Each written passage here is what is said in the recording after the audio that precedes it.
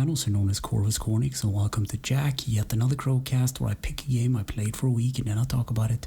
This week's game is Mario Bros. For the Nintendo Entertainment System. It was released in 1986 and is an arcade platformer developed by Nintendo R&D1 and Intelligent System and published by Nintendo. And also, be spoilers up ahead just so you know, but first a little backstory.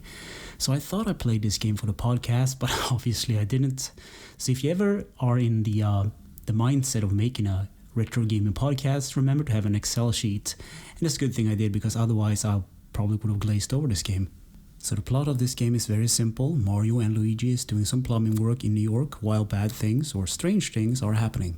So when you start up the game, you get the Mario Bros logo and a happy little jingle plays, and then you have the options of 1-player game A and B and 2-player game A and B, and if you wait a bit you get a silent demo. So you play as Mario, but if you have two controllers connected, you can actually have another player play as Luigi. So this is a single screen game, so enemies pop out of pipes at the top of the screen and you deal with them by punching the block below them. Think Super Mario Bros. Or any other Mario game for that matter. So if you don't deal with the enemies directly, they will go down the platforms and eventually reach the bottom of the screen, where they will enter a pipe, reaching the top again. And if you take too much time, eventually fireballs will spawn in as well, and the last enemy of the screen that is remaining will always speed up in the end. So you can't jump on enemies directly in this game, you can only punch them from below. And the enemies of this game are Koopa Troopas, crabs, ice blocks, I think they are called freezies, and jumping flies. There's also a power block at the bottom of the screen that will stun all grounded enemies if struck. And at the top of the screen you have the current score and the high score.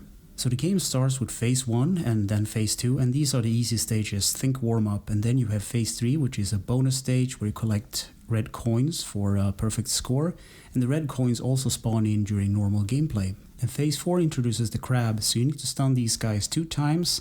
And I also forgot to talk about it, but you need to stun the enemies and then jump up and actually kick them in order to dispose of them. So if you die for any reason, Mario will spawn on a platform at the top of the screen.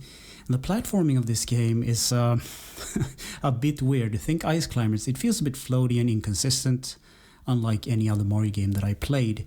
What more, the enemies actually change direction when they run into one another, and I think that's it for this game. So gameplay. Help Mario and Luigi deal with New York's plumbing problems in this arcade game. Control, the A button jumps, the D-pad is movement, and the start button pauses. Graphics. So this game is played on a single screen, and sometimes the platform change between the phases, and it's good for what it is. Sound and music.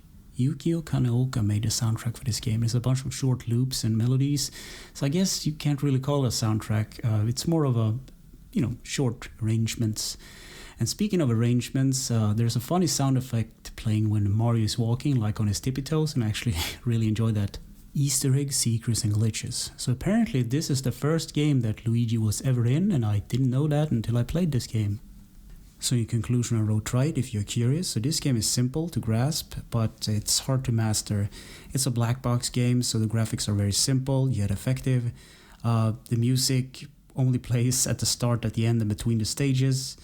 And however, it's not Super Mario Bros. So I feel like go play that game instead, because that's a better black box game in my opinion.